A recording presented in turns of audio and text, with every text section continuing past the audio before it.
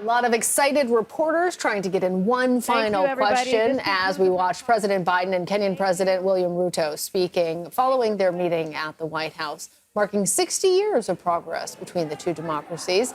President Biden, for his part, announced that he is working with Congress to make Kenya a, quote, major non-NATO ally. He also discussed deepening the economic ties between the two countries. Reporters always have more to ask, and that's always a good moment to try, at least. President Biden said he's looking to make Kenya the first nation on the African continent to get funding through his administration's CHIPS and Science Act. Kenya's President Ruto discussed agreements of significant opportunities for the U.S. to support Africa with other investments. And as we've mentioned, this is the first state visit from a leader of an African nation since 2008. Yeah. We heard President Ruto, as the head of a country that's not a NATO or not a member of the G20 to make a state visit, say that there are many areas that he is cooperating with on the Biden administration. That also includes the security situation in Haiti. A lot of questions on there's that. Political instability there, and the various gangs have actually taken power. Kenya providing about 1,000 physical forces on the ground to stabilize things. The U.S. is not doing that, but is signing off and cooperating with Kenya when it comes to Haiti. So security and economies are cooperating with each other, including investment in a lot of Kenyan companies.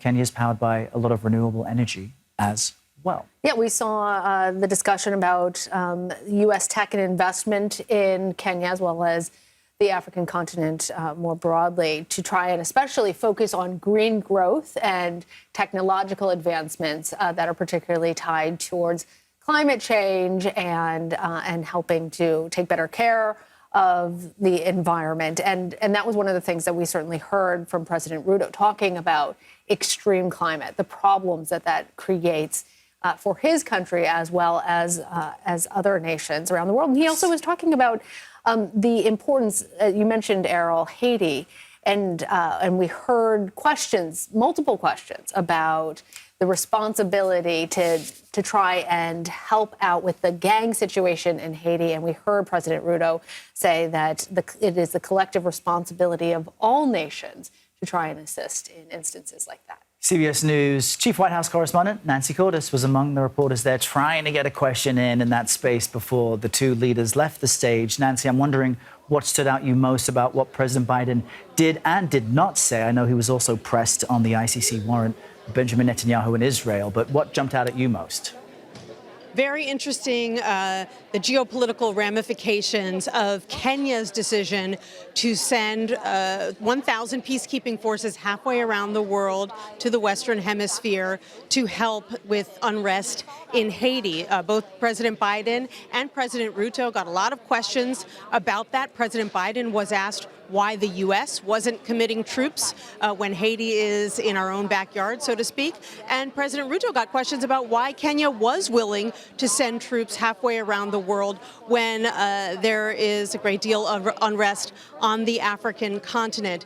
President Biden interestingly said that the U.S.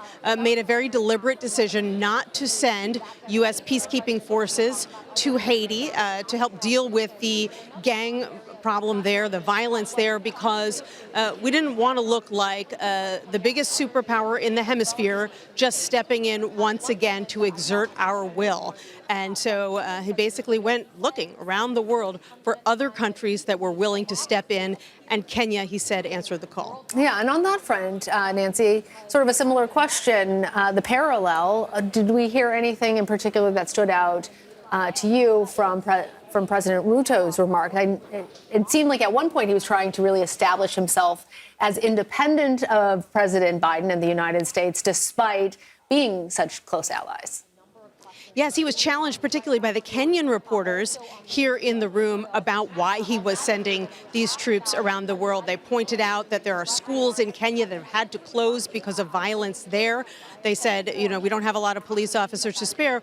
What exactly is the goal here? Are you simply doing the bidding of the U.S.? And so he asserted himself, said, no, we're making our own decision. This is a strategic decision.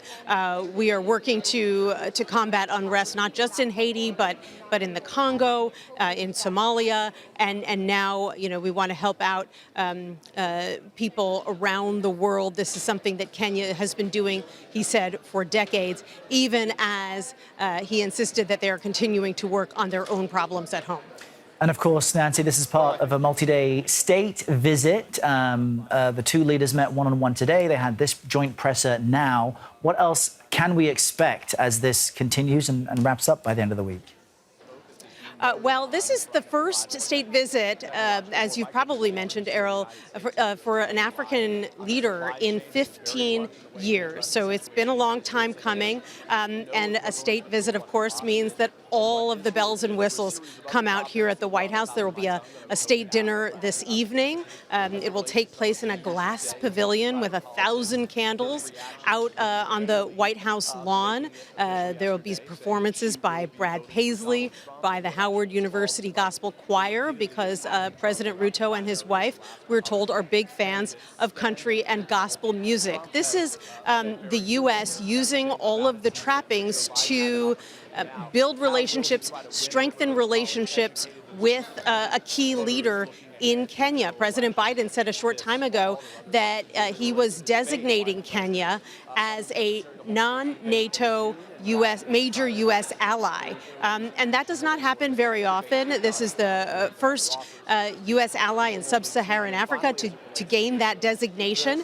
And it's all about sort of countering Chinese and Russian influence in Africa. And even President Ruto acknowledged that the U.S. has some work to do on that front. He said something very interesting in this press conference. He said that the U.S. has an opportunity to radically recalibrate its influence in Africa, an acknowledgement that the U.S. fell behind these other nations and now needs to catch up. President Biden said that the U.S. would be stepping up its investment, making more loans, and working on grant forgiveness for these debt-saddled nations in Africa. He even gave that effort a label. He called it the Nairobi Washington vision. The White House has been arguing that China saddled some of these developing nations with high-interest loans that drove up their debt, and that the U.S. is now going to step in and help them get out from under that debt. That's a really interesting way that these greater geopolitical battles are finding almost these proxy battles on the African continent, especially just earlier this year with Niger switching its alliance from the United States to Russia and China.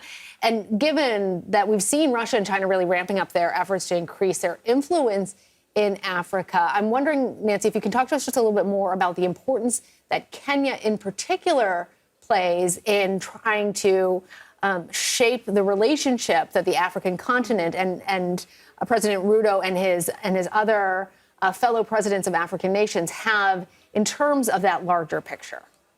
Right. Well, Kenya is a democracy. That's important. It's a longtime ally of the United States with a long relationship. President Biden highlighted that 60-year relationship today.